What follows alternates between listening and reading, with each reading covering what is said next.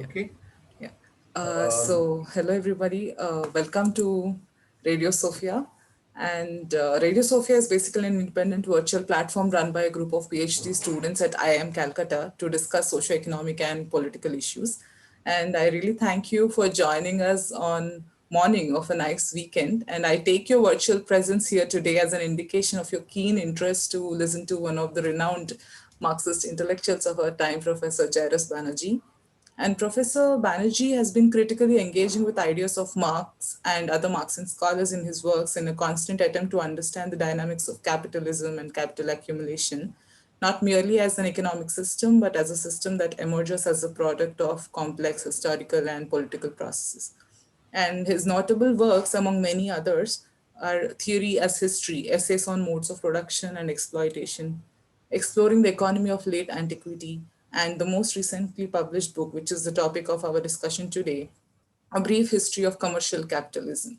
And these works break from the orthodoxy and attempt to push forward the frontiers of the existing scholarship on Marxist methods in capital. His works have also generated newer ways of looking at the emergence of capital in more than one way throughout the history. And this book in point today shows how commercial capitalism played a central role of organization of production and labor in different parts of the world before the 18th century industrial capitalism in Europe. And it is hard to compartmentalize Professor Banerjee's work or body of interest into one or two specialized areas. In fact, in an interview titled Towards a New Marxist Historiography, originally published in French, but whose English translation is available on historicalmaterialism.org, Professor Banerjee says, and I quote, historical materialism as Marx understood this was an integrated conception of field of research, not one divided into disciplines. It is impossible to think of capitalism, for example, in purely economic terms, in abstraction from the state, or to think of the state in abstraction from the cultures that inure large masses of people to passive acceptance, unquote. So, and he goes on to say that, and I quote, so I see my work as a unified intervention at very different levels in rather different fields, unquote. So his research and writings extend from studying agrarian history to workings of trade unions and financial accumulation in modern day capitalism, from studies on fascism, Islam, and Indian Maoism.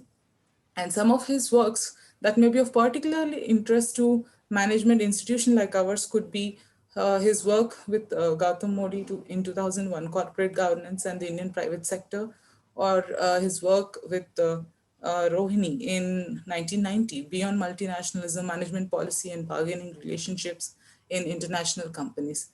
So, Professor Banerjee has been associated with SOAS London, University of Cambridge for a long time as a research professor. And prior to that, he has also spent some time in Center for Historical Studies at JNU, and he has also worked actively in collaboration with trade unions in India. Without any further ado, let me take the opportunity to welcome Professor Banerjee to Radio Sophia. And Professor Banerjee, stage is all yours. okay. Thank you, Kranti. What I thought I'd do is just read out 5 tablet pages. They aren't very long, so that shouldn't take more than about maybe half an hour at most. But I thought I'd start by just saying that this project, which ultimately takes the form of the book, A Brief History of Commercial Capitalism, um, started with a paradox. Namely, why is it that it's Marxists who are best known for discussing and debating issues related to capitalism, and yet we don't actually have any viable or viably possible kind of Marxist histories of capitalism? There's this disproportion. I call it a paradox. There's a disproportion between the amount of debate that goes on in Marxist and left-wing circles on capitalism and the actually very meager output.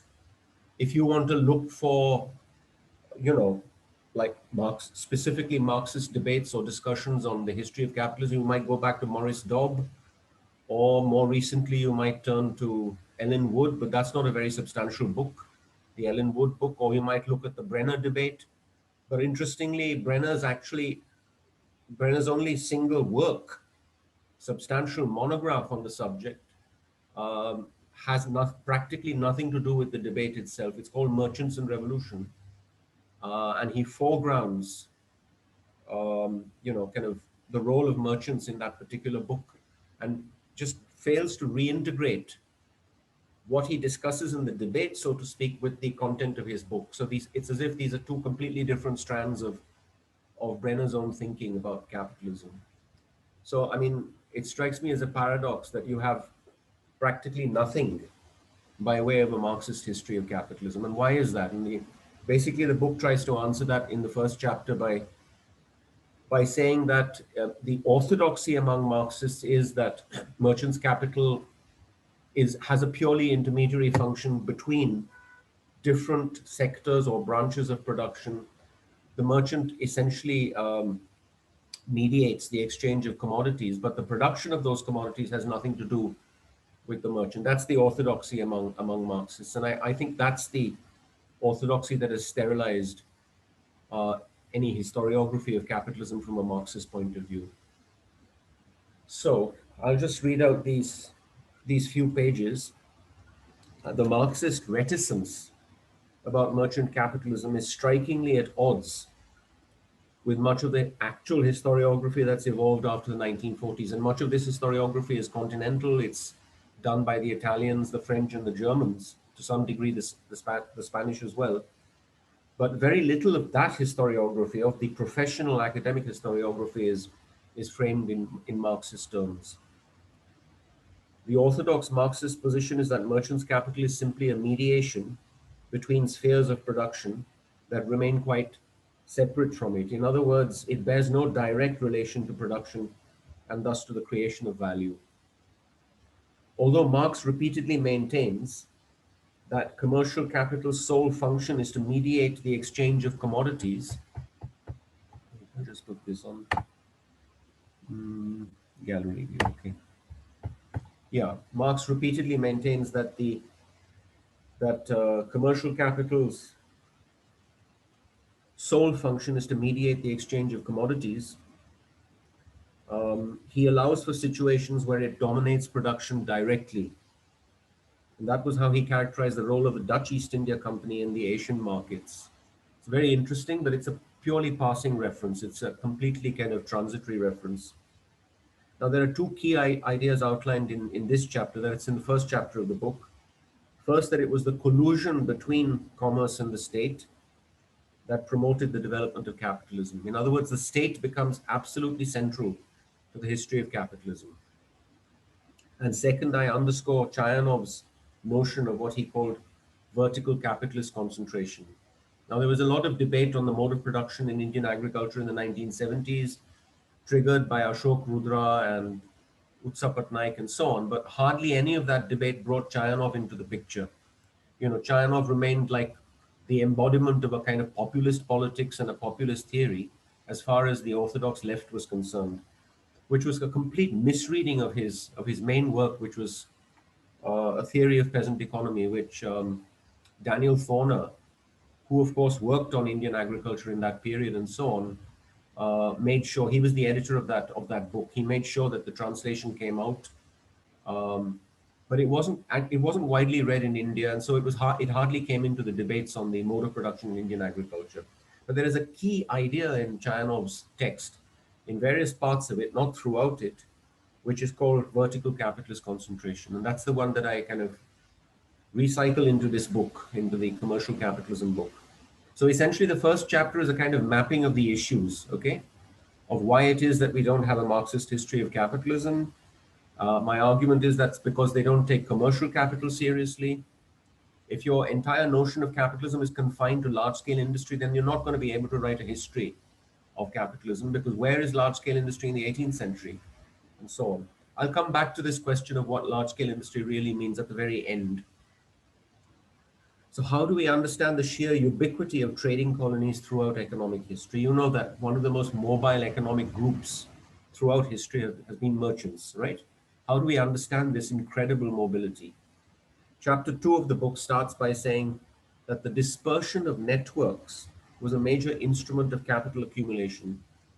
In other words, that if the characteristic mobility of capital is what Marx calls circulation, then for centuries together, the circulation of capital, as much as of commodities, presuppose the physical movement of commercial agents, right? Today, capital circulates phenomenally fast through the internet, especially in the investment banking industry. You just click and you have the transfer of values at almost like with zero cost in terms of time, right? Phenomenally fast velocities of circulation of capital, which have been enabled by the internet and trading on the net and so on and so forth. And of course, even futures markets and commodity exchanges are all integrated through the net today. So you don't really need a physical circulation of anything, so to speak. If the point of capital is the circulation of value and the expansion of value, that happens today, with enormous velocities.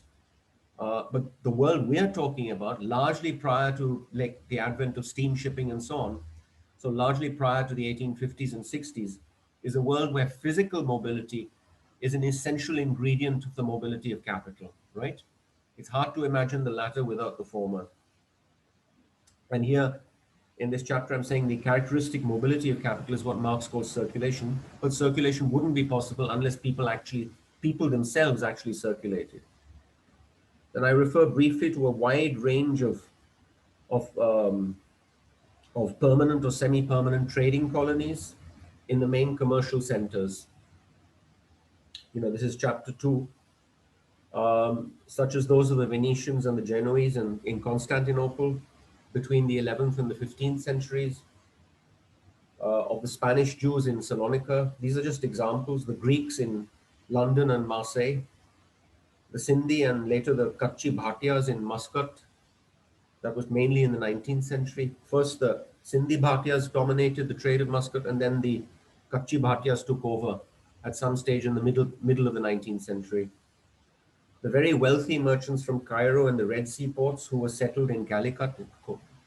Um, I can't pronounce the Malayalam name, Kozhikode or whatever, in Calicut, okay, and so on, and then go on to document an even wider range of wholesale markets, pointing out that these markets proliferated rapidly in the great trade expansion of the 19th century. Wholesale markets were an endemic feature of trade and commercial capitalism throughout kind of these centuries that I'm talking about.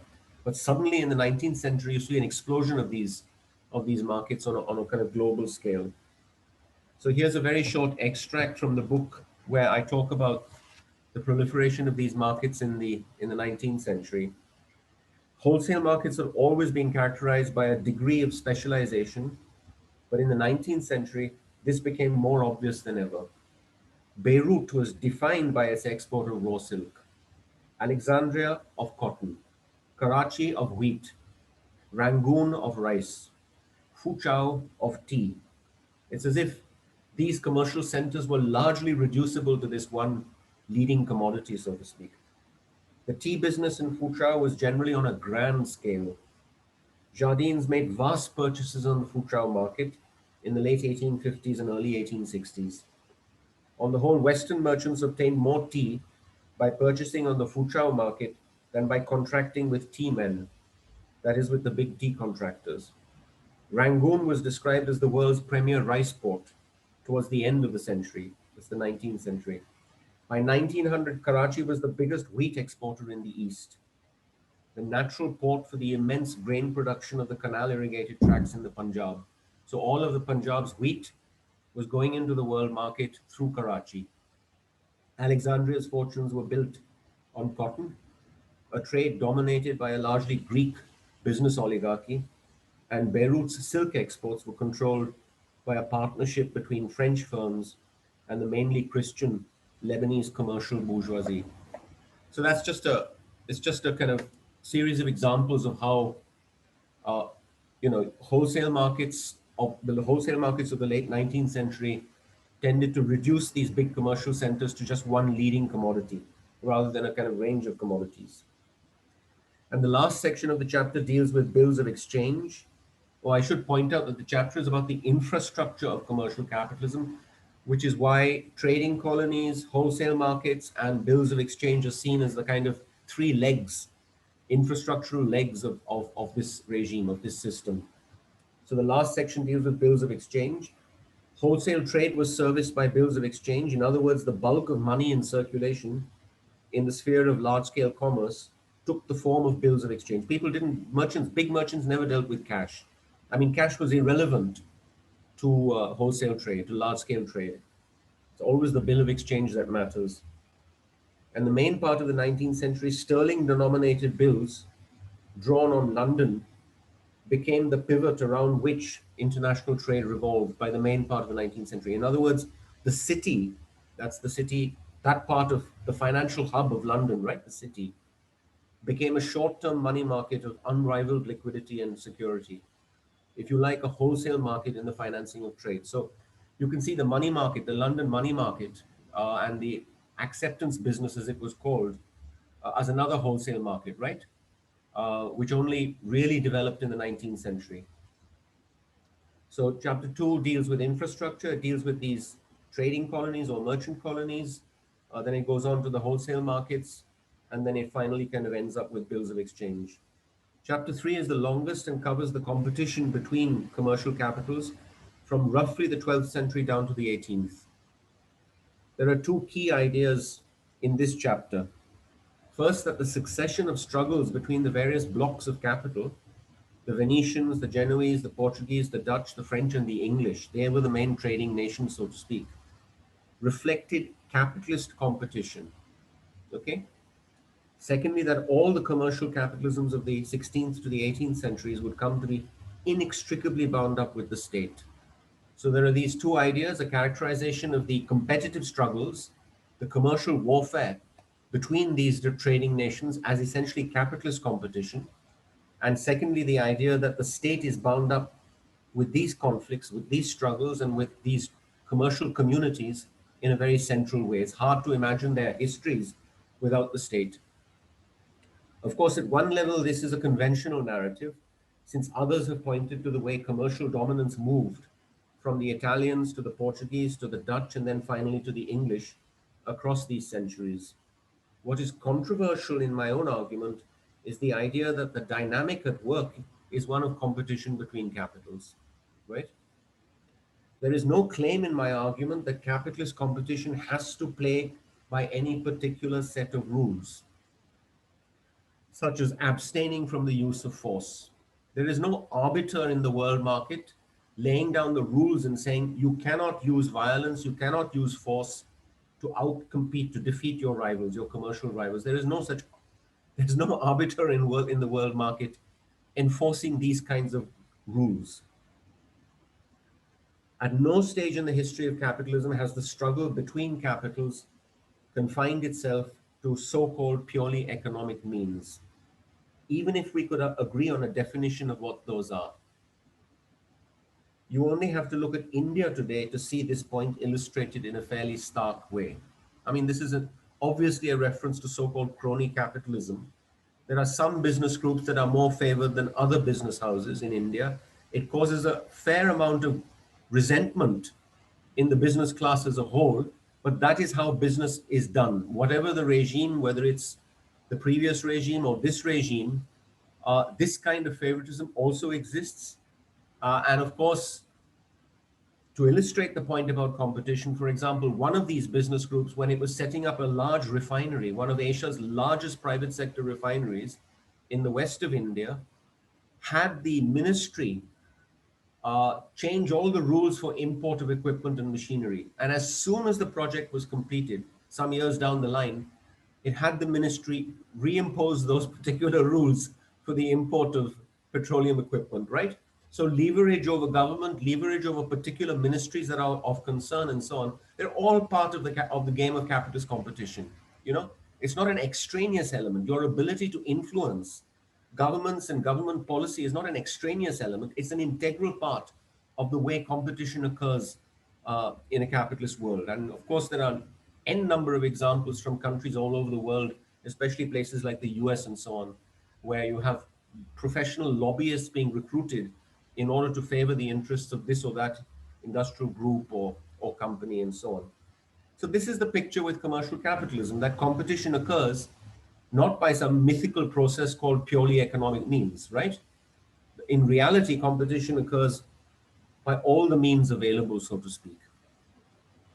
A local late 16th century history in Arabic written by one Ahmad Zainuddin, has graphic descriptions of the violence inflicted on Malabar's Muslim communities by the Portuguese.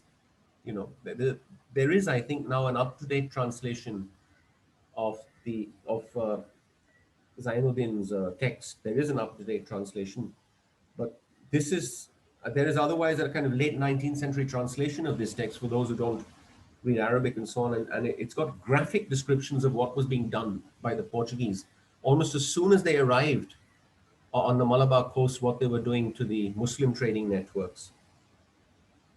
The Portuguese were engaged in a ferocious drive to dominate the spice trade by destroying the Venetian Muslim networks that had controlled it till then. Of course, the Muslim traders were the ones who were supplying through Cairo, supplying the Venetians with the spices. They dominated the spice market in Europe, but that was only possible because they had this global partnership with Islamic trade networks further east. That is, starting with Cairo and then going further east, all the way into Southeast Asia. Um, it, that partnership, that global partnership between the Venetians and the Muslims was what the Portuguese set out to completely dismantle and destroy. And they did it. They were very successful in doing this literally within 2 decades of their advent in Kerala. The entire kind of balance within the European spice market had shifted towards the Portuguese monarchy away from the Venetians. The Venetians were absolutely panicking. Already as early as 1525, they were panicking that they had no longer had control of the spice trade. Anyway, once the Dutch removed the Portuguese from the scene, the struggles between these different blocks of capital reached a crescendo in the 17th century, which was dominated by the competition between the English and Dutch capital. This is when what Hume and others call jealousy of trade, it's an interesting doctrine, the jealousy of trade, exploded in a powerful way in a three-way battle between the Dutch, the French, and the English. This is the great age of mercantilism, right? When the state and capital work together in a so-called national interest, right? So in The Wealth of Nations, Smith refers to mercantile jealousy, which inflames and is itself inflamed by the violence of national animosity. That's a quote from Adam Smith's Wealth of Nations. Mercantile jealousy, which inflames and is itself inflamed by the violence of national animosity. The key point about the watershed of the 17th century is that that was when state and capital first had a unifying national interest in securing or retaining commercial dominance. Now, just to give you a sense of what this meant, contrast it with the situation in say the 12th century, much earlier, like 5 centuries earlier. Byzantium from the later 11th century, when the aristocratic dynasty of the Komnenoi granted extensive concessions to Venetian capital against the interests of its own Greek or national merchant class. In other words, the Byzantine state, from the very end of the 11th century, for the next 2 or 3 centuries, discriminated severely against its own merchants. A situation absolutely unthinkable in the 17th and 18th centuries when the interests of state and commercial capital meshed closely. If you want to seek the origins of nationalism in some contemporary sense, it goes back to the 17th and 18th century nexus between commercial capital and the state, where capital is defined in strictly national terms as a kind of national entity. This was not the situation, say, in the early history of commercial capitalism when the Byzantine Empire was quite capable of discriminating against its own merchants, Greek speaking merchants, in favor of the Latin colonies that were resident in Constantinople. Yeah, that's the Venetians and others. I also point in this chapter to the rather different ways in which the nexus between state and capital was configured with respect to the Dutch and English East India companies. The fact that they are both kind of joint stock companies is less important than the particular way in which those companies um, had arrangements with their own state. You know, the kind of particular nexus, the way that nexus operated. It was much more direct in the case of the Dutch. In other words, if you like, these powerful Dutch merchants actually control the state in a direct sense, which was never the case with the British state. The relationship between The British monarchy or the English monarchy on the one hand and these rich London-based merchants was always more arm's length than in the case of the Dutch. In the Dutch case, it was just naked domination of the state apparatus because essentially the Dutch Republic was something created by the merchant class.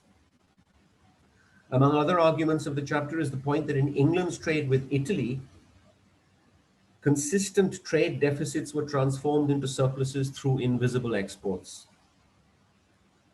Um, it was this commercial strategy that would later form the heart of the city's economic dominance in the 19th century, when Britain's trade deficit was close to 50 million pounds by the mid 1850s. Around 1857, the trade deficit was running at close to 50 million pounds, which is a staggering sum of money. And yet the balance of payments overall was not in deficit, right? It was a surplus.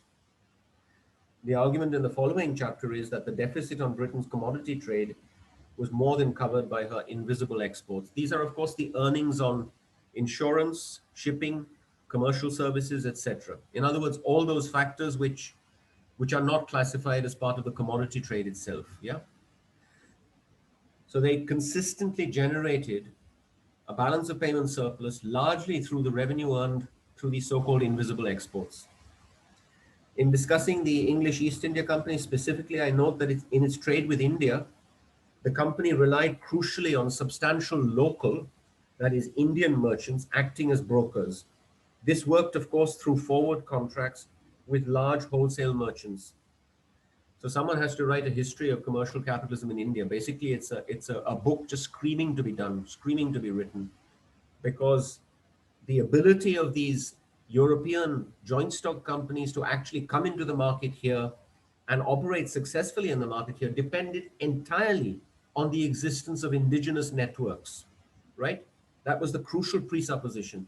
There was no way in which any of these companies was going to be able to procure textiles or silk or cotton or indigo or any of these major leading commodities without having these networks in place, which were essentially, you know, Indian networks, indigenous.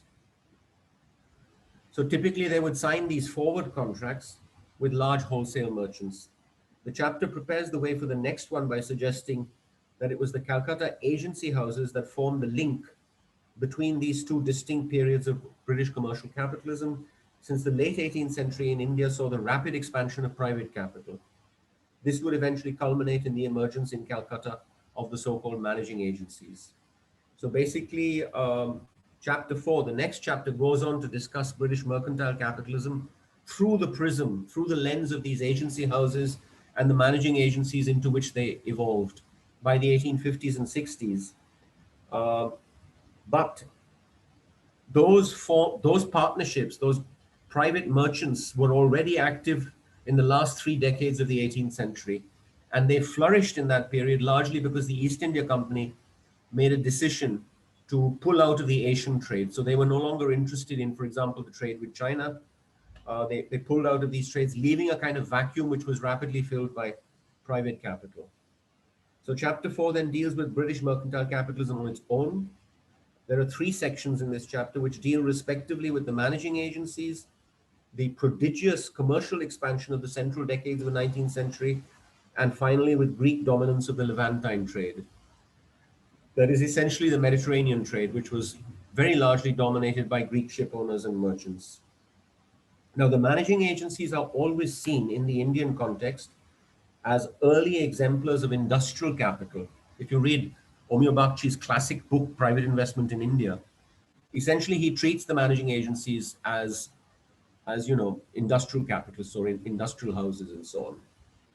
But I argue strongly that they were essentially a mutated form of merchants' capital, pure emblems of British mercantile capitalism that reversed the relationship between trade and industry in the sense that control of industrial enterprise was here subordinated to what were essentially trading companies. It's not a situation that Marx envisaged, which is that commercial capital would actually dominate industrial assets and run industrial companies, while they themselves, namely these houses, the commercial houses, were basically interested in commissions, in fixed commissions, rather than in expanding profits. the profit of enterprise, that is to say, the, the profit of the company as a kind of industrial entrepreneur.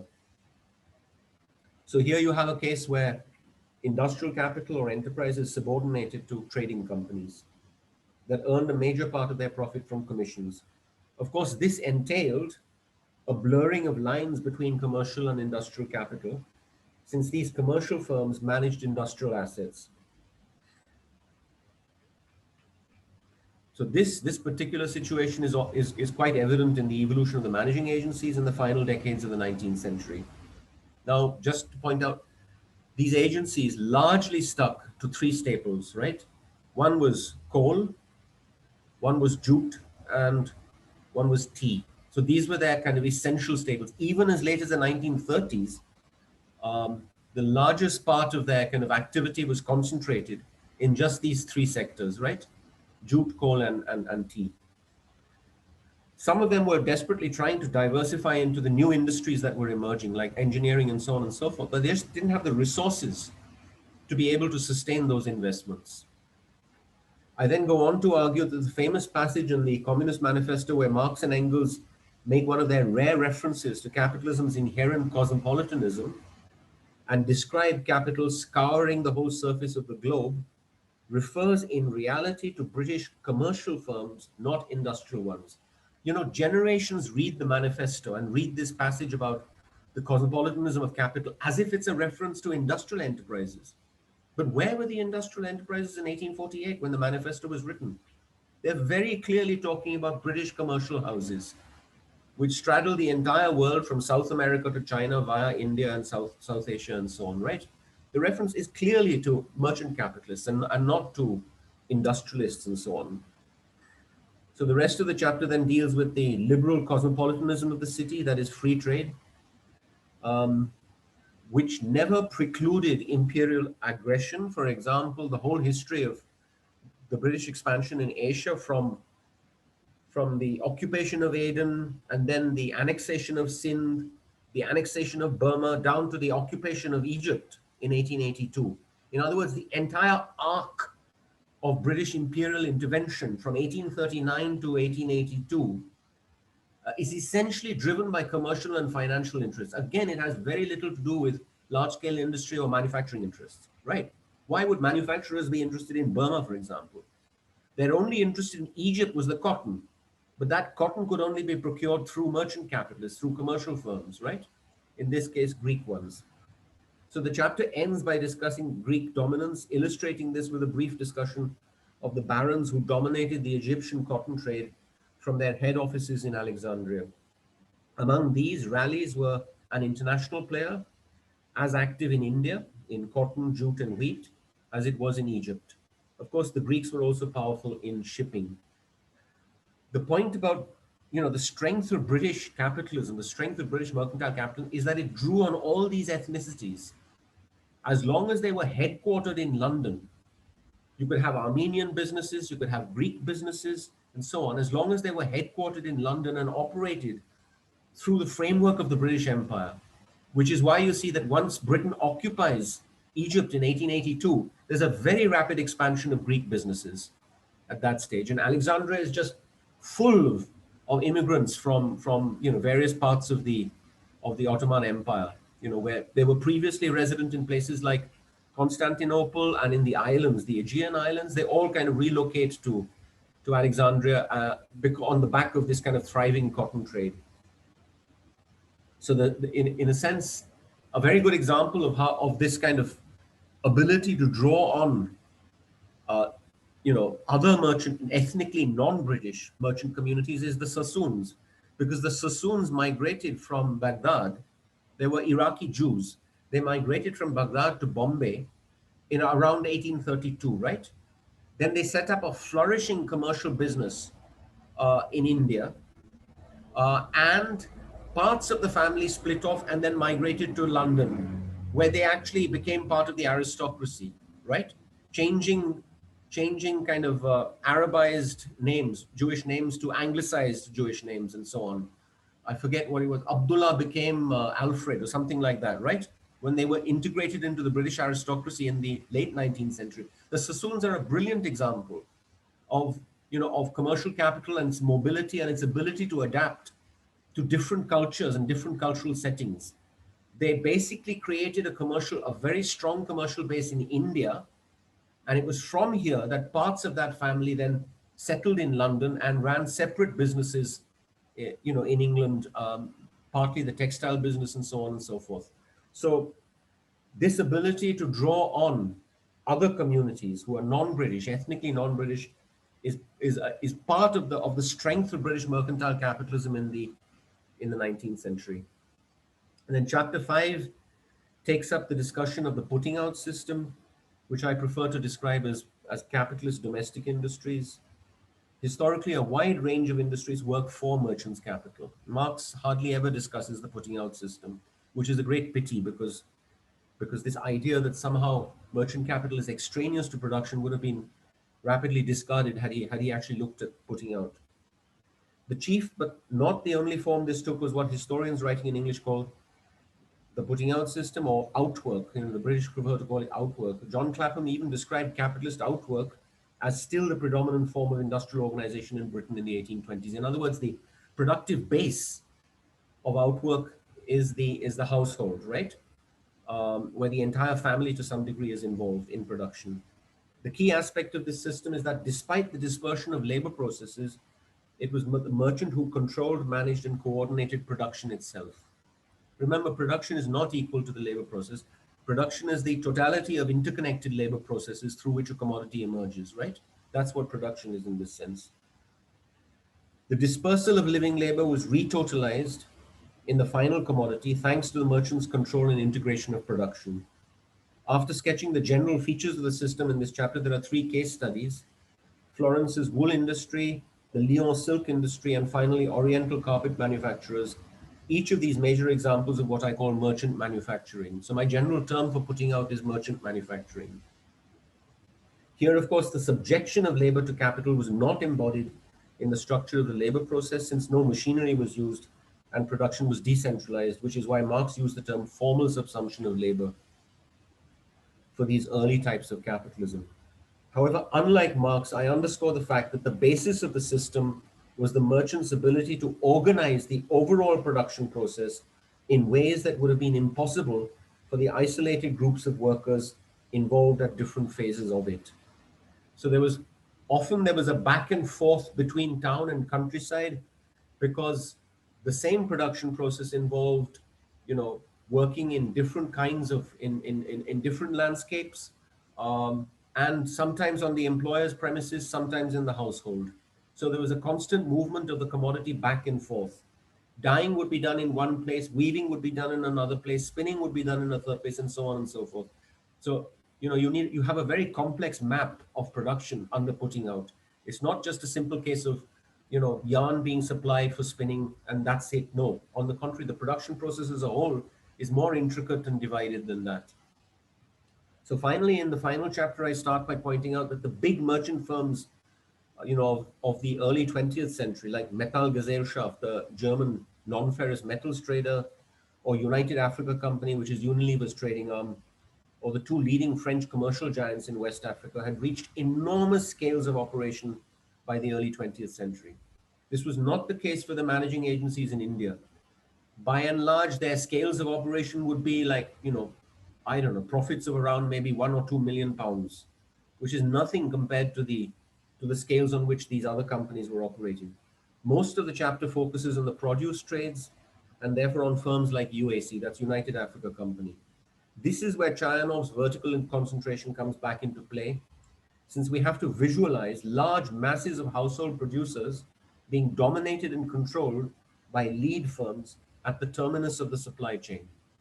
My general term for this arrangement is verticality, because you have to visualize the chain not horizontally moving across the world, but vertically moving from the lead firm through the contractor to the household, right? So in other words, there are 2 axes, so to speak, in any description of the produce trades. That's trades in commodities like tea, coffee, indigo, sugar, etc., right? Any description would be able to operate along these 2 axes. One is kind of globally horizontal, from financing in London to the tea in China. Uh, the other is vertical in the sense that the lead firms are extracting surplus labor from households which are in some proximity to wherever the shipping occurs, right? So, for example, the Coromandel trade, the textile trade in Coromandel, entire villages were dedicated to weaving, all right? And the Dutch and the English were competing fiercely for these textiles. So the Dutch and the English East India companies would count as the lead firms in this case. They were dealing not directly with household producers in those weaving villages in the Coromandel, but they were dealing through powerful networks, indigenous networks of merchant capitalists who came from various caste communities uh, that this, what's her name, Mukund discusses in her book, The Trading World of the Tamil Merchant. She discusses this in detail to show who were the actual contractors who were working for the companies and mediating between the households and the companies. So brokers were an endemic feature of the way capital circulated in these sectors of the wholesale trade. There were strong economies of scale in dealing with large brokers, and this created a tendency for foreign merchant firms to rely on bigger middlemen. What I mean by strong economies of scale is it made no sense for a firm based in Bombay to deal with tens of thousands of cotton producers in Amravati. No sense at all. They couldn't do that. So there were huge economies of scale in dealing with wholesale merchants who in turn would deal with their own networks closer to production, right? Closer to the production areas. So those networks might be based, for example, in Sholapur or Pune or Nashik, right? They were financing much of the trade. The lead firms, the British firms in Bombay or the Japanese firms in Bombay were not financing the cotton trade in that sense. All right. They were involved in forward delivery contracts with powerful wholesale merchants who were deploying their own networks and resources and their own financial resources to make sure that those delivery contracts were actually met on time, that the schedules were kept to. So that's how this is the sense in which verticality is operating here. Strong economies of scale, which explains why particular communities specialized in trade in this country. For example, the Banyas or the Parsis or the Marwaris and so on and so forth. And in the south, of course, there were other commercial communities, the Chettias and so on. Particular communities gained a great deal from the operation of these economies of scale, because the European merchants simply wanted to reduce transaction costs as much as possible. The obvious way of doing this was to rely on a handful, just a select handful of large brokers, whom they would call the principal merchant. Often that grand term, principal merchant, was used for these large brokers. So that's how the Parsis made their money, at least part of their money, before they went into opium in Bombay. And that's how the Marwaris of Calcutta made their money before they actually went into the jute industry in a big way, right? If you like, you can call this primitive accumulation of capital, but that doesn't particularly matter what you call it. The essential thing is that these were independent merchant houses or groups, not purely reducible to their brokerage and so on, but independent, who also agreed to take on a brokerage function for the European companies, right? So brokerage was one of several activities, just part of their portfolio. Advances were integral to the way big commercial firms manage their investments to ward off competitors. But it's important to note that those advances always embody the circulation of capital. We're not dealing with simple circulation in Marxist sense of simple circulation. All right. These are not a kind of disconnected series of spot transactions or spot purchases and so on. We're dealing with a coherent process of capital circulating through advances along this kind of vertical chain. Today, of course, this is all very familiar to us because everyone talks about global supply chains and so on and so forth, right? Today, it's become the standard way of manufacturing electronics and all kinds of other commodities today. In numerous produce trades, capital circulated through these complex chains that bound a battery of mercantile interests at very different levels of the commercial system. I describe these as a dense conglomeration of commercial interests.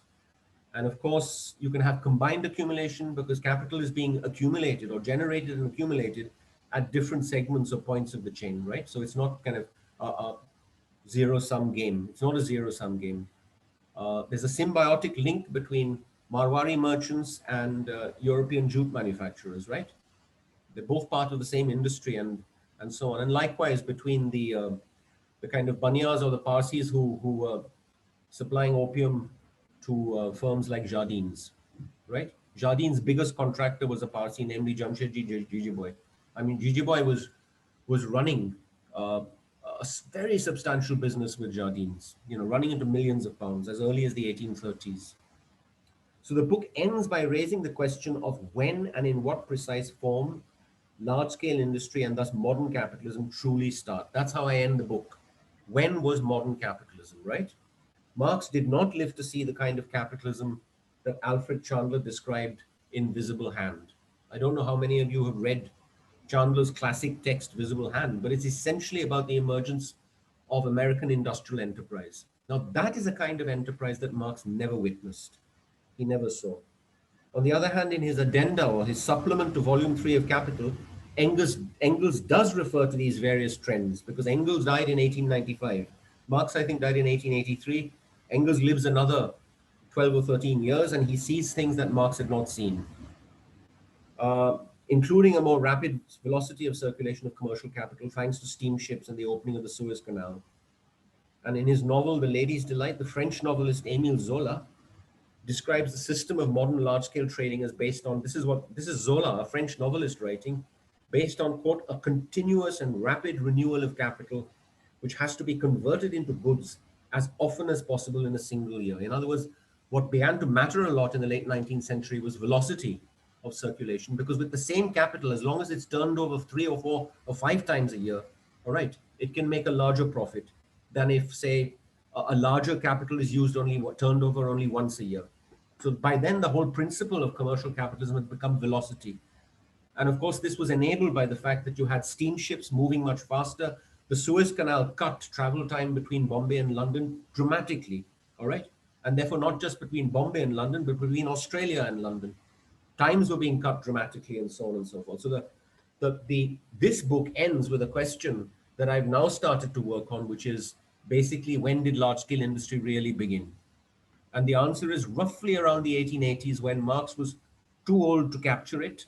Marx's whole picture in Capital is based on the textile capitalism of Britain, not on these gigantic, vertically integrated businesses that are emerging across the Atlantic in the US. Okay. Well, thank you so much, Professor. That has been an extremely enriching discussion and very fascinating to know about the history of commercial capitalism, because we always tend to focus only on one part. And when we start reading Marx or anything, only from that part we focus on, and we tend to not really think about what predated, industrial capitalism. On that note, I invite all the audience to uh, ask any questions if you have. You can either unmute your microphone and straight away post a question, or type it in the chat box and we can take it up from there. Or make comments if they want to make comments. Yeah, please feel free. Disagree violently if you wish to disagree violently.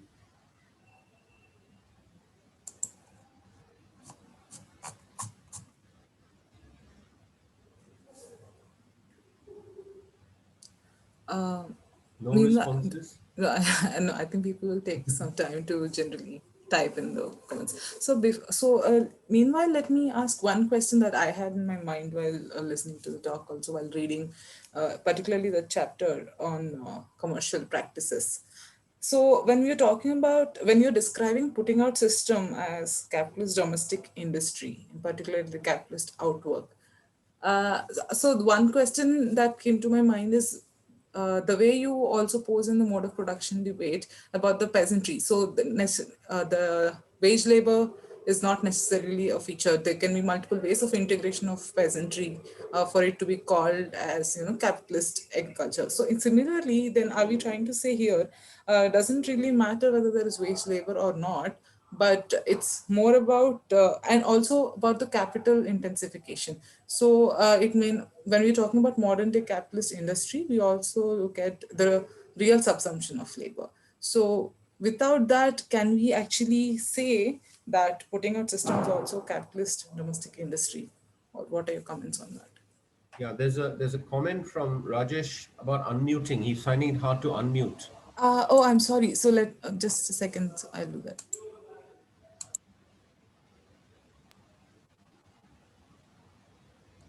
Yeah, thanks, Kranti. I think it's now unmuted. Okay, Yeah.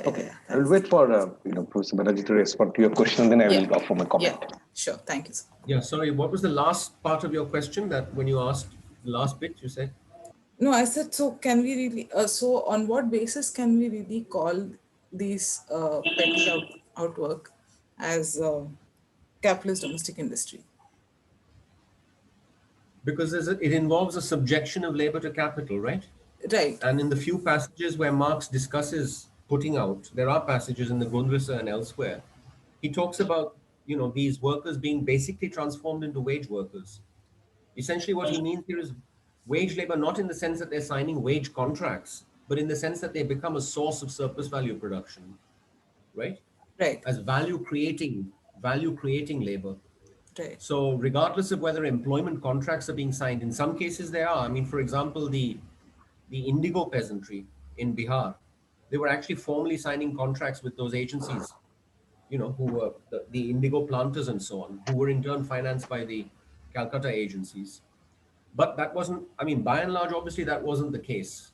So what matters here in terms of our understanding of wage labor is the subjection of labor to capital, that it's subjected as a source of surplus value production, right? So all of this household labor, which is integrated into the world market through commercial capital, is value producing labor. And of course, enormously profitable because women are not paid for the work they do. And even the males who might actually be paid are receiving payment well below the value of labor power, right? right. So it's an enormously profitable system. I mean, millions of pounds were being repatriated to Britain from the Bihar indigo districts. That's how profitable it was by the 1870s. So household production integrated into the world market through commercial capital, right, draws on vast reserves of family labor, which is entirely unpaid. Absolutely. Okay. Yeah. Okay. Uh, so, Professor Rajesh, you can go ahead and Yeah, Yeah. thanks, Hi. Professor Banerjee. Wonderful, presentation. I haven't read the book. I was just, ordering it on Amazon because I was so interested in after I was listening to you. I have been reading up on Indian business history for some time out of interest, and also because I teach a course, and I have read some of this literature. Um, and I'm very happy that you brought up this issue of this connection between managing agent system and commercial capital and so on. And the first thing that struck me when I was reading the history is that there's so little work on this, on such a huge system, large scale system, very little work so far, on the connection between on managing a system as such, but also the connection that you are drawing. Whatever little work exists seem to suggest that you are right in pointing out that it has been understood as a system for industrial capitalism. That is the usual understanding of managing a system, and that is partly, I think, because of the time at which it actually consolidated between 1830 and 40, just right before the industries were to emerge in Bombay, Calcutta, and Ahmedabad. Um, uh, and I think the conventional understanding is that, as you correctly pointed out, that there was this huge uh, Indian merchants who were basically taking care of almost all of the inland uh, trade and supply chain operations, even financing and so on. And European agency firms would often be confined to the city operations like Bombay, Calcutta, or the external arm. And so well, not that Indian firms will not engage in the external trade also, particularly on the western side, not so much in the eastern side. But through these operations, they became massively wealthy with all that accumulated wealth. And so, when in modern industries began to emerge, they did adopt a form like managing agent system, but it never really became oriented towards industry. It was always hybrid or dominated by commerce. And the conventional understanding is that it is because of the prior accumulation of wealth in the commercial and financial sphere that kind of left its mark on how this managing agent system operated. So, I think what I'm trying to understand is your understanding of this explanation, that it is the previous accumulation of wealth by Indian merchants in inland trade or external trade that and English firms also, by the way, because they also adopted this managing systems. So that sort of shaped the managing into the system. So it's the background of, sort of background of the industrial entrepreneurs that sort of shaped this connection. But what I got from your presentation is that it's not simply a legacy of the past. There's a much more structural connection. So I was just trying to understand, whether I've got it correct or not. Yeah, I mean, Rajesh, that's absolutely right. I think the conventional explanation, as you call it, won't work simply because there was a very rapid turnover of British businesses in India. All right. Many of these, of course, took the legal form of partnerships. Now, the Yes. point about the partnership is that it can last for 2 or 3 years or it can carry on a bit longer, but it's constantly being kind of reformed, you know. Right. So if you take even one business group like Jardines, n number of partnerships were created between, say, the 1820s and the 1850s and 60s. The one that became important in Calcutta, for example, was Jardine Skinner, right? Mm, Now, Skinner, mm, I think, was a nephew of the main William Jardine, or whatever. He was one of his nephews. But within the family or within extended family networks, people could just branch off and strike up their own partnerships. There was no necessity for them to remain loyal to some original partnership. right. The consequence of this, added to the fact that there were repeated commercial crises from the 1820s into the 1850s, is that the longevity of British business was extremely short, the life cycle of British business in this period. So what happens in the 1860s is that is a great clearinghouse. The 1860s becomes a clearinghouse. It wipes away whole swathes of earlier business and allows new guys to emerge. And when you look at the kind of new London-based commercial businesses that are emerging in India in the 1860s, they're going into all kinds of new sectors. For example, shipping, not just sort of maritime, ocean shipping, but also the river transport becomes Mm, important. So you've got an entirely new clutch of capitalists emerging in the 1860s, partly filling a vacuum, partly diversifying into new kinds of industrial sectors, right? And so when you talk about a prior accumulation of capital, that won't work because it's not as if these firms existed earlier than that, right?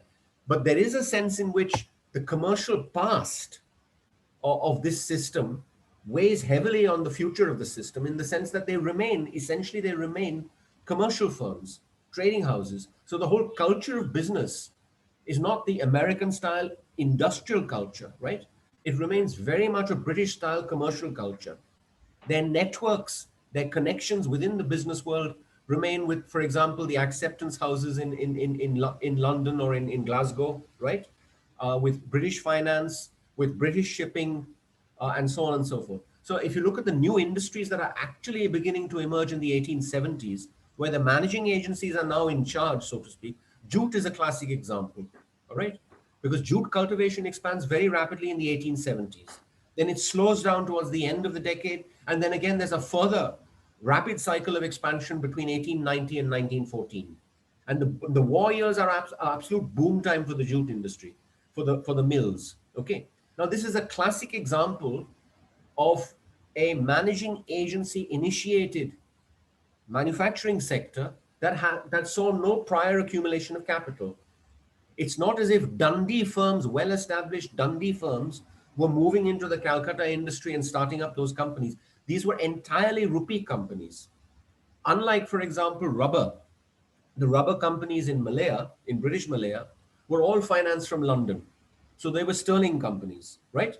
So there you can say that there's an infusion of kind of capital from London, from the London Stock Exchange into rubber plantations and estates in Malaya. But this is not the case with the jute industry. It's largely financed from the Calcutta Stock Exchange. So 60% of the shares are owned by Marwaris, who are Calcutta-based Marwaris. So there's no prior accumulation of capital which can explain the history of jute, right? The mill sector, the manufacturing sector is dominated by the managing agencies.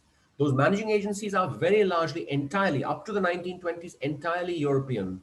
It's only from the 1930s and 40s that the Marwaris begin to take over these managing agencies, or at least buy shares within them and become directors on the various boards and so on. That's only from the 30s and 40s, because the 30s is a bad time for the industry. These guys are cash strapped. They need infusions of capital, and the Marwaris are just flush with money, right? So they buy up shares and so on. So here's a good example contradicting the conventional theory that somehow a prior accumulation of capital. It's not prior accumulation. It's what you call a structural explanation. Namely, this is essentially commercial capitalism at work. So there's a sense in which the rubber industry and the jute industry are the last true bastions of British commercial capitalism. Because after that, managing agencies are not involved in anything, right? Many of them then, insofar as they survive, like Guthrie's and so on, they become restructured, they become modern companies. But that process is very late. It takes place in the 1950s and 60s. It's a very late process. The classic managing agency that emerges in the second or the third, rather the third quarter of the 19th century, that classic managing agency is more or less extinguished by the 1930s. The crisis is the last great. They have a chance to collaborate with Indian capitalists, but they don't. And that's Maria Mishra's book is entirely about this. Business, race, and politics. Why these characters never actually managed to survive through collaboration with Indian capital. The racism was so deep within these communities that they just didn't take the Indian businessmen that seriously, or they were worried that they'd somehow be swamped and extinguished by Indian capital. So when they had a chance, for example, the Tatas wanted to float some new steel mill in collaboration with some of these managing agencies. It just didn't work out. In this case, for economic reasons, the scale of investment that was required by the Tatas for this particular project was way beyond anything they could marshal. They were not willing to go into the market for capital because that would dilute control. And Maria Mishra shows very well how control was an absolutely pivotal obsession of the managing agencies. Right? They were the ones who set up the investment companies, those notorious instruments of Indian capitalism, the investment companies, which R.K. Hazari wanted banned. He wanted them proscribed in the 1960s. His report was binned by the government. Nehru, I'm not sure when did Nehru die, 1964 or something, whether it was Nehru or Shastri's government. But anyway, the government of India just binned his report. He said that if you want to clean up Indian business, get rid of them of the investment companies. The question is, who started the investment companies? They were started by firms like Birds and Andrew Yule. The biggest managing agencies in India were the ones who floated the idea of these investment companies as ways of consolidating control without actually having to go into the market and raise capital. That's the legacy of commercial capitalism. It was a legacy entirely taken over by the Dalmias and by many of the Marwari businesses. And it stamped those businesses, Indian businesses, were also stamped by the same kind of legacy. I think the tragedy of Calcutta from the 50s into the 80s and 90s is essentially this path dependence that is created by the sheer weight of managing agency culture. Absolutely. Agree completely. Thanks a lot. Thank you. So there's another question by Chandra Ketan, a PhD student at IIM Calcutta. So he asks, when you were distinguishing commercial capitalism from the industrial capitalism, you mentioned the role of state and both the forms not being possible without the force of state. However, that line of conversation didn't come up in the later parts of our conversation. Can you please expand more on that? Sorry, I didn't get the latter part of that. When you say, however, what did you say? The line of conversation? However, you didn't extend on that particular aspect in this talk. So he is asking if you could expand a little more on that. Yeah, I mean, essentially the state is central to capitalism, to the history of capitalism, whether you look at commercial capitalism or large-scale industry. Now, to my mind, large-scale industry starts in the US. It starts with vertical integration in the 1880s and 90s, all right? That's the real history, what Chandler describes in The Visible Hand, right? That's That's modern large-scale industry, to my imagination, anyway. Not the kind of thing that Marx is describing. I mean, Marx is describing the tendencies of capital accumulation very well, but on the basis of an empirical, a base, so to speak, which is not yet large-scale industry. You know, so the state is central to both. One can't imagine industrial or commercial capitalism functioning efficiently without the intervention of the state in so many ways and senses, right?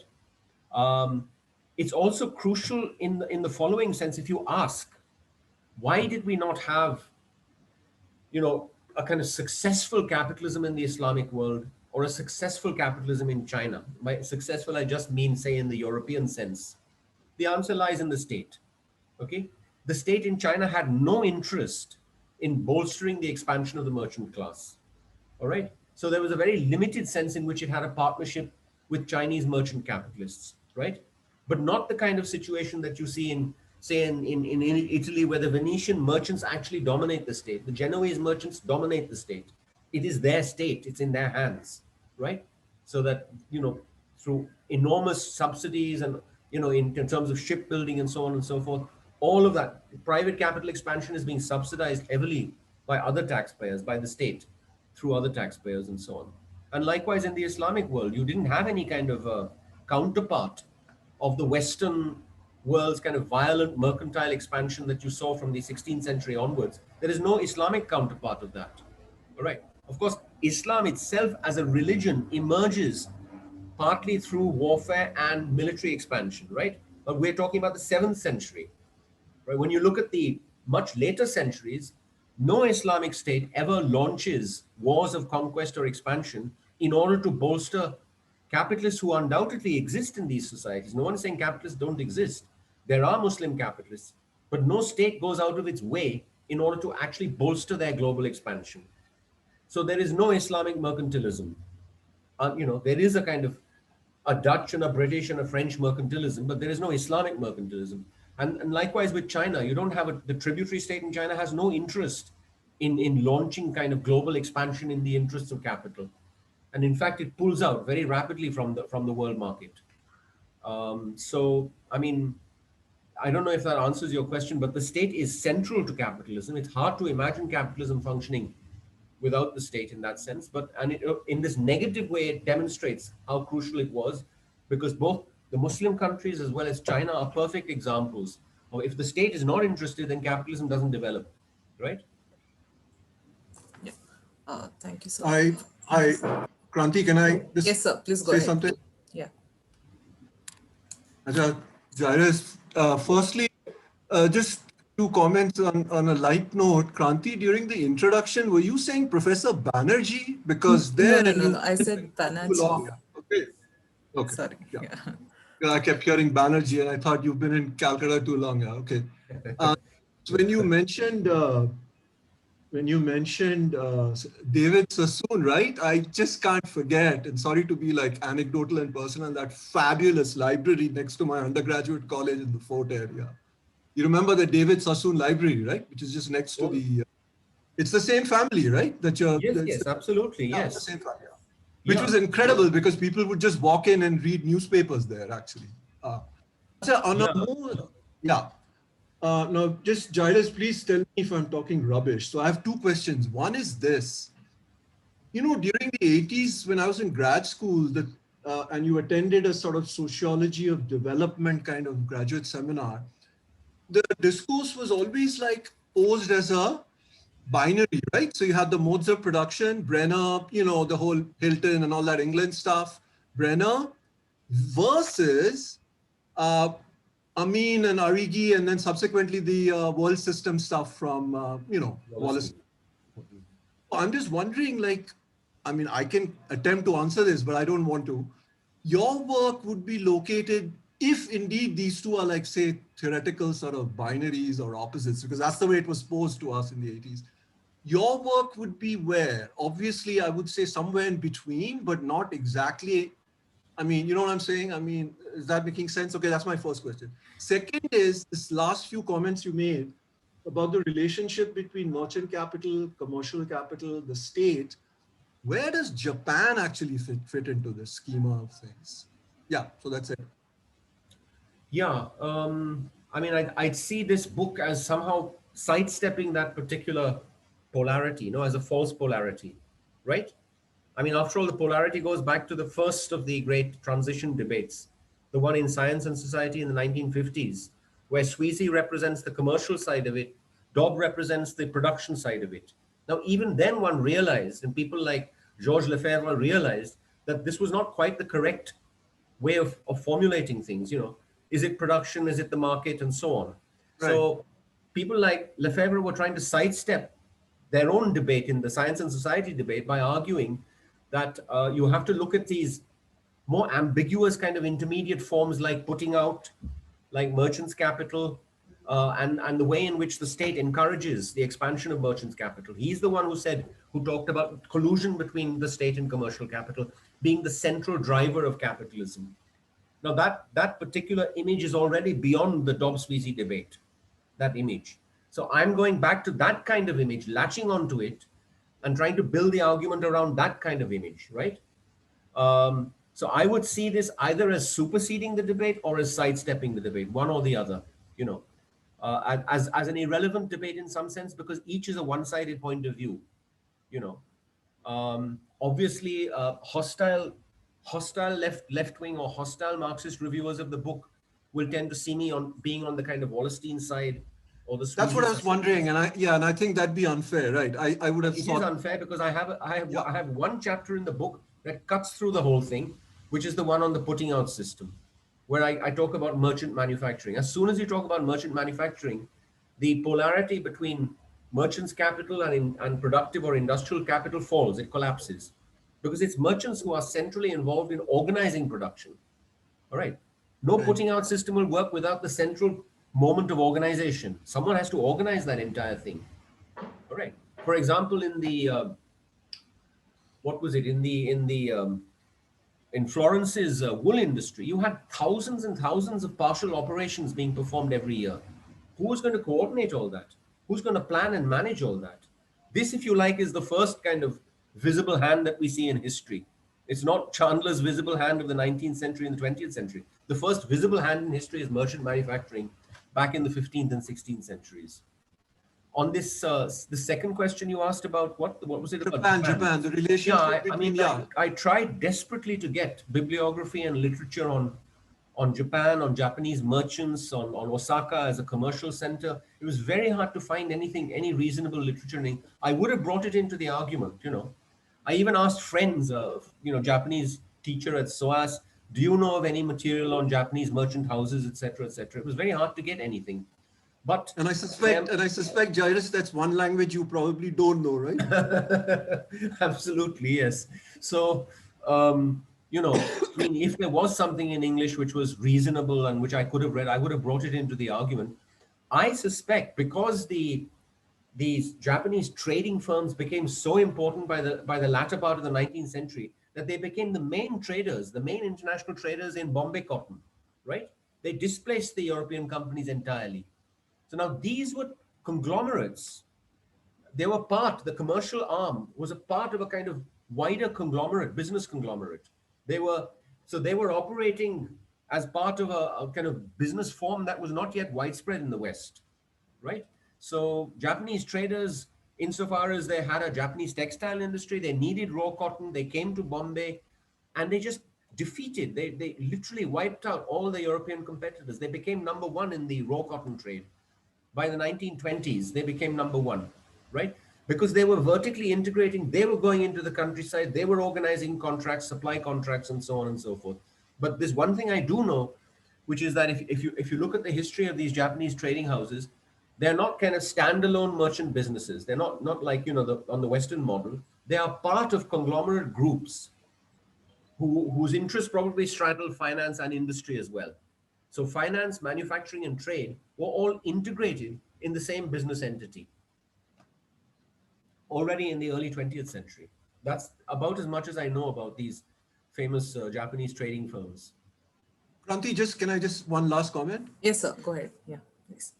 So Jairus, in this mode of, am I correct then in saying that, putting it really simplistically, that your oeuvre or your work or whatever is much closer to the mode of production story But where I think you're sort of closer also talking about the world system in the sense that the modes of production debate had a very restrictive definition of the origins of capitalism, right? In that sense, your empiric, I mean, you go back so far, right? That's why I'm saying, like, is it, you know what I'm saying? It's like closer to the world system, or, that's the kind of a confusion. I mean, you're right, it's a false debate and so on, but, I'm saying this because you said rigid Marxists would criticize the work that, Yeah, I mean, if there have been about maybe two or three fairly hostile reviews of the book. By and large, I've had very good reviews of the book, very sympathetic ones, but there have been two or three, fairly hostile ones. Now, the expectations from at least one of those reviewers is very unrealistic, which is why didn't I tie up the argument of this book with my theory as history book? Okay. Now, theory as history has all kinds of arguments within it because it's a collection of papers. right. It's not one overriding. It's not one overriding argument. So what does it mean to tie it up with theory as history? It's hard to see what he means by that. I think what he's driving at is that why don't you somehow connect the argument of this book with your stuff on modes of production? Now, in a sense, I am actually moving away from modes of production because I think that's one of the other sterilizing influences behind Marxist historiography, behind its non-development, which is that if you're constantly obsessed with modes of production, you're not going to be able to say very much concretely as a historian, right? Simply because the concept really describes a framework, all right? And historians can't be confined to frameworks, all right? They have to actually dig into the real world, which is much more messy, very much more messy.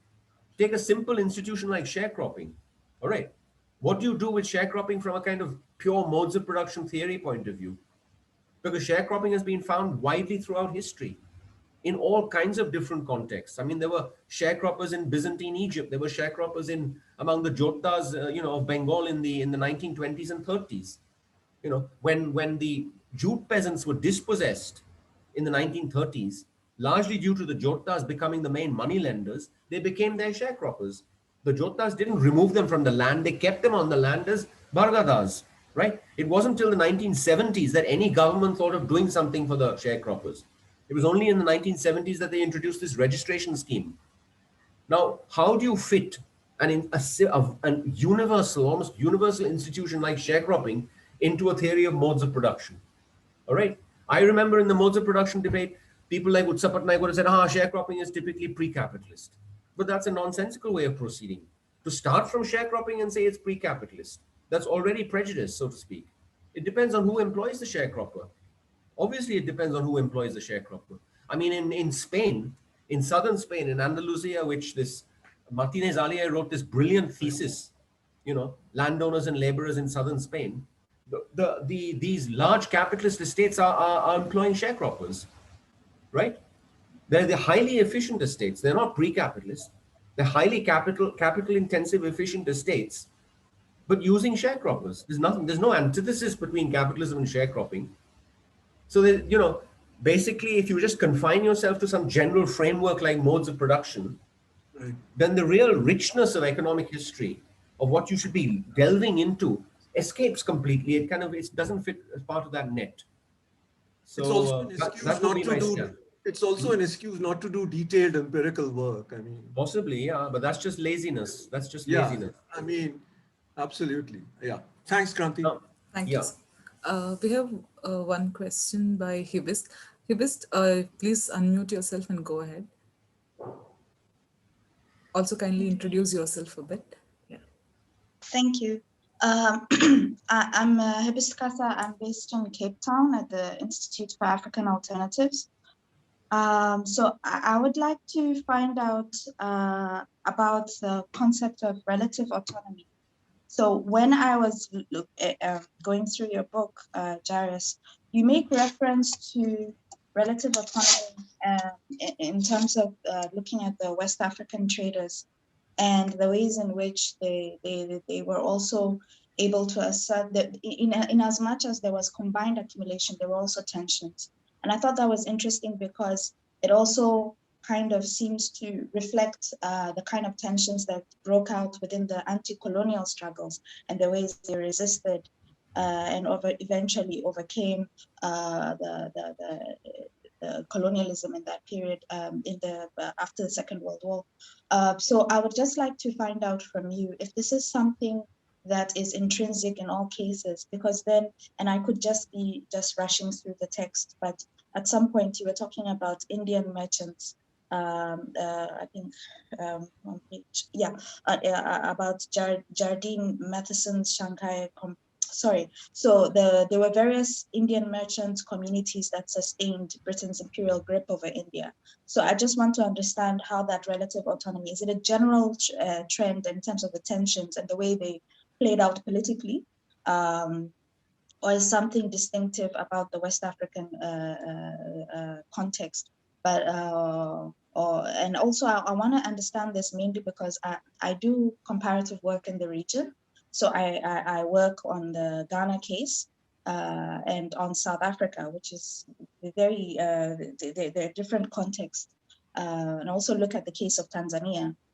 But in doing this kind of comparative work and looking at petty commodity producers also, it's very difficult for me to really understand without historicizing it in a very deep way. So even if I don't do it, directly in my work, but I need to be guided by it in my analysis of current processes in the contemporary period. And therefore, I would just like to understand, because also it has implications when you think about xenophobia, for instance, in South Africa. Part of the problem is that South Africa's, if you will, African Black population doesn't have the same history of accumulation, hasn't had the same opportunities because of the extreme nature of dispossession, the apartheid, colonialism, all of it. It's all the extremes are concentrated in this part of the continent. As a result, when you have migration patterns from other parts of the continent, particularly from Somalia, for instance, or the Horn of Africa in general, you'd see that people are able to set up small enterprise, small shops, if you will, like they call them spaza shops. And in doing so, it generates these tensions and xenophobic attacks because people can't understand why they are able to accumulate so much, or they're able to accumulate and be able to engage in petty trade. But there are so many networks and relations, and the understanding of what old accumulation can have bearing on that. But I appreciate the way you put the point that you can't just draw you need to have an understanding of the actual the actual trading relations, or the actual kind of commercial relations that have existed, and the ways in which that could feed into it. And so when you refer to structural accumulation, to guide that kind of conversation.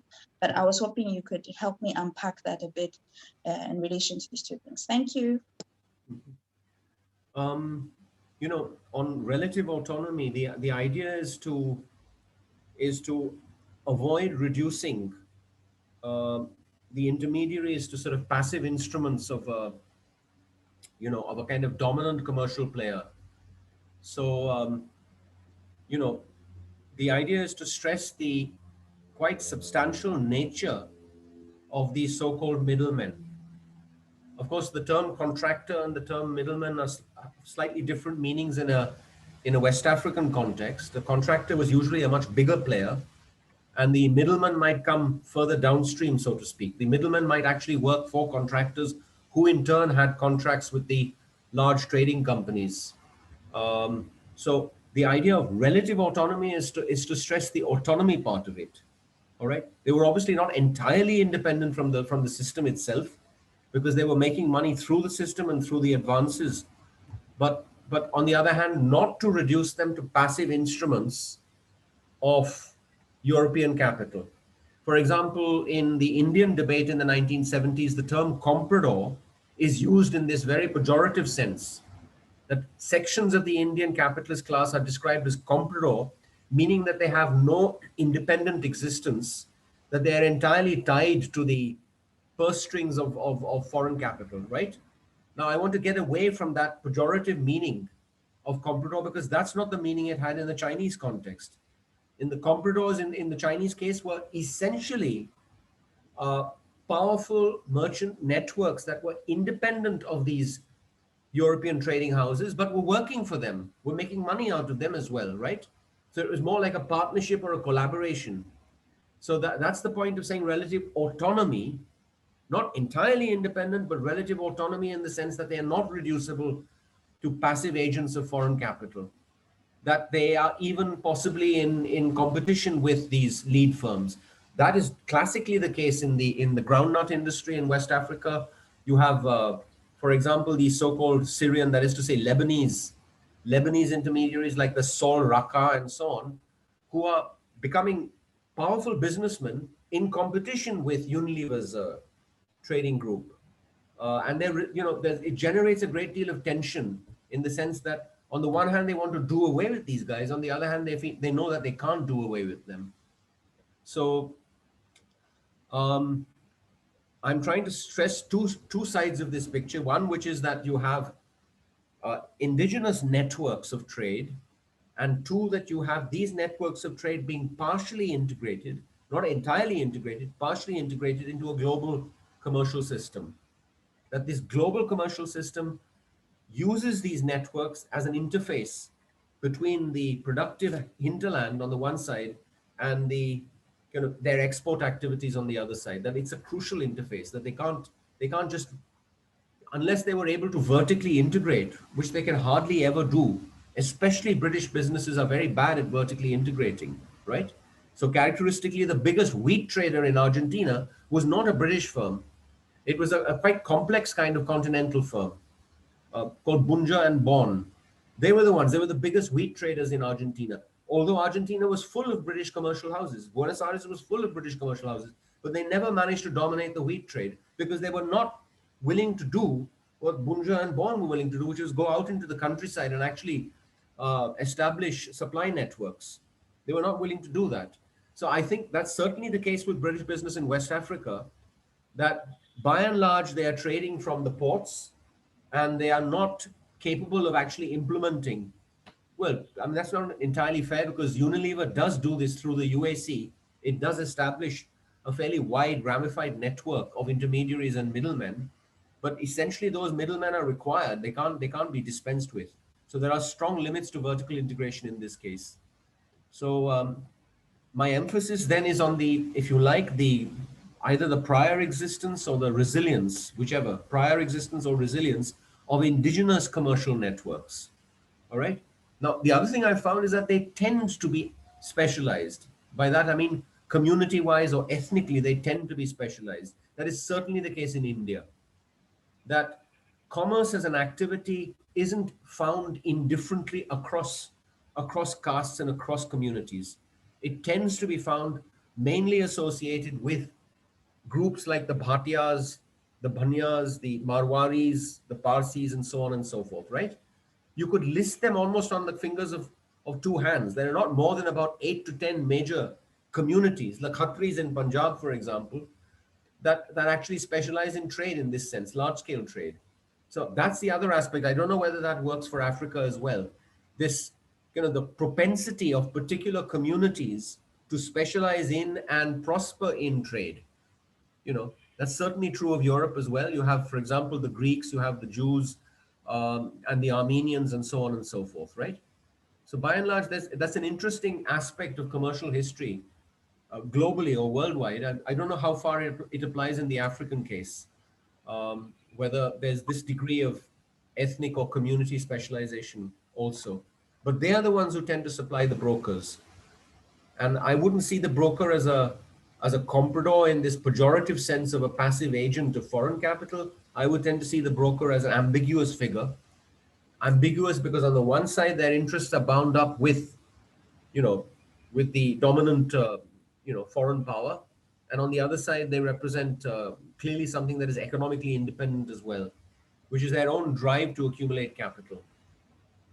I don't know if that answers anything. Thank you. Thank you very much. It does. Thank you so much. Thank you, Ms. Are there any more questions, Professor? If you have a little time, maybe we can take. Otherwise,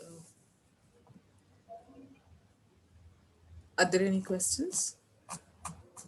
Questions or comments? Yeah, comments also welcome, please. Okay, I guess.